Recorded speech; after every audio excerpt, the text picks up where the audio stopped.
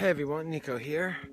Today, what I want to talk about is character development and also moment before. The moment before. And these two go hand in hand. But it might be too long of a conversation to do in one sitting, but we'll try. Okay, so the character development. Now, the character development is purely an actor's it separates great acting from good acting. It's a creation from the actor himself.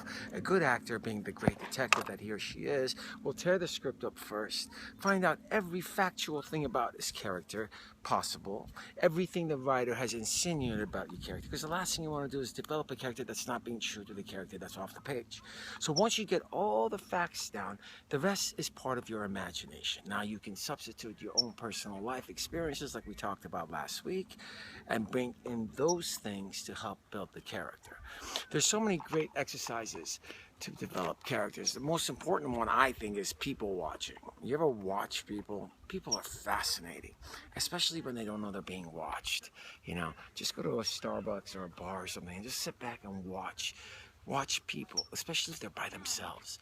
And it's called a private moment, and they don't realize. Most people don't realize. They have private moments all the time, but they don't realize they're actually doing it until, and you do it all the time yourself, by the way. You do it all the time yourself, and then the second you realize someone's in the room, you're embarrassed as hell.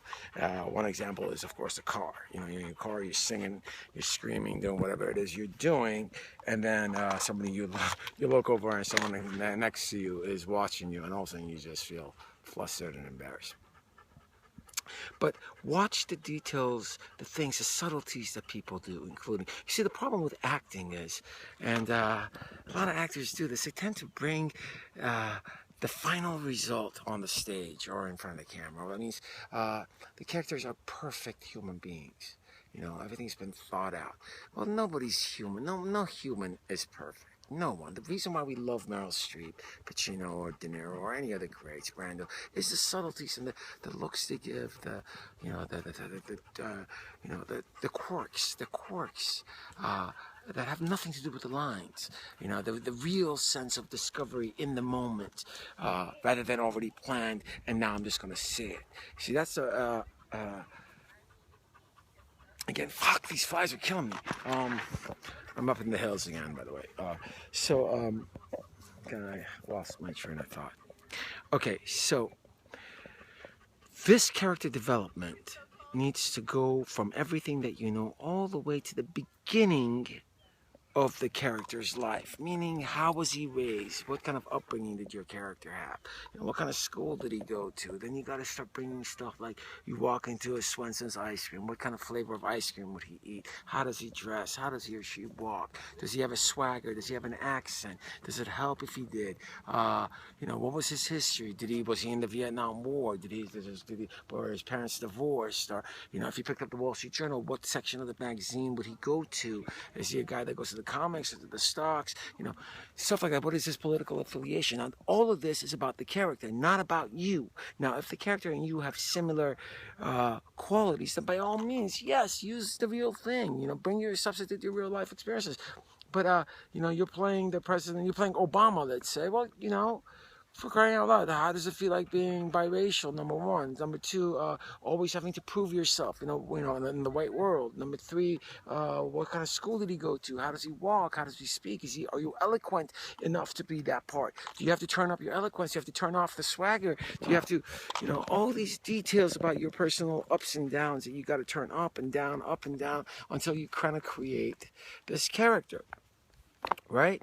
Now, the moment before is an actor's tool, which means what has happened the moment before the scene started. Now, this is so important when we get into auditioning and so forth, because you only have 5 minutes in that room, and it usually takes a couple of minutes to warm up and get their attention. If you do the moment before, which is exactly what has happened to the second before you entered the room, you know, what has happened in that character's day, and all the history that you've created, and then when you walk in, they say action, you bring all that baggage in with you. Now you could use music, you could use fantasies, dreams, the character's dreams, anything that kind of helps get you to where the scene is before it starts, if that makes any sense. Instead of wasting time in the audition room, chit-chatting with all your friends.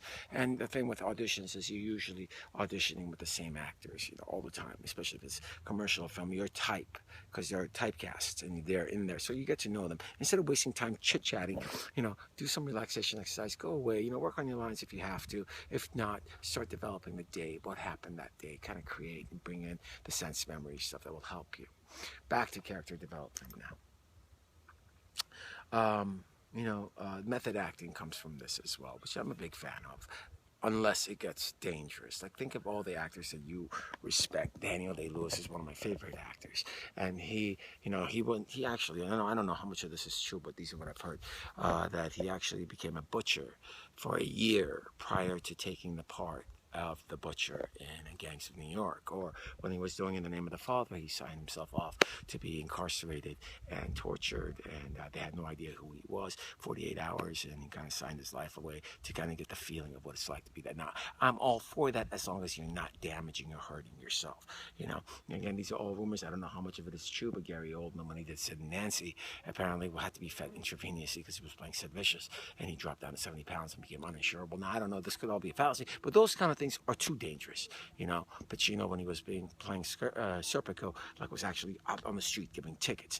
Do as much research as you can. Develop the character from scratch. Use your imaginations. Use real life human needs. Have the quirks. Have the realisms. Don't be a soap opera actor. And that's changed, by the way, too. In the last decade, they've become really good. But you know what I'm talking about. Don't bring the final product to any scene. The looks, the subtleties, have those in there. But develop this character, right?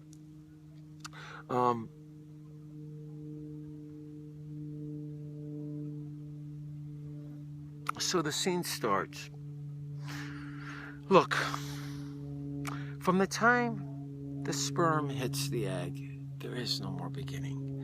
Everything starts in the middle. Everything in life has a moment before. And in plays and scripts and teleplays and screenplays and so forth, everything starts in the middle. In the old days, they would call it prologue, where an actor would walk on stage and would literally tell the audience what has happened so far in the story, so the audience has something. Now, I'm a big fan of, dark comedies, mostly because good writers tend not to let the audience know everything and let the audience kind of figure it out. And they usually use a ploy where another character in the story is figuring it out, and while they're trying to figure it out, they're going on a ride with the audience. The audience is going on a ride with him, discovering it in the moment of what's going on. Now, this is called exposition, but for actors we will call it moment before, because every moment before, every character has a moment before in every single scene. So you go back 40, 50 years of the character from the time it's born till the second the scene starts, and that will propel you into action right away. It already becomes life or death. There's something you're after. You're fighting for something. You're coming from somewhere. Every scene has this, And now add on to it the relationships, the obstacles, the substitutions, the objective. Now you put moment before in the character development. Now you got something good. I think next time I'm going to give you some examples of moment before and some imagination stuff. Exercises that will help you to create that. Okay, let me know if I probably missed something here, but let me know, and I'll respond. Talk to you soon. Bye-bye.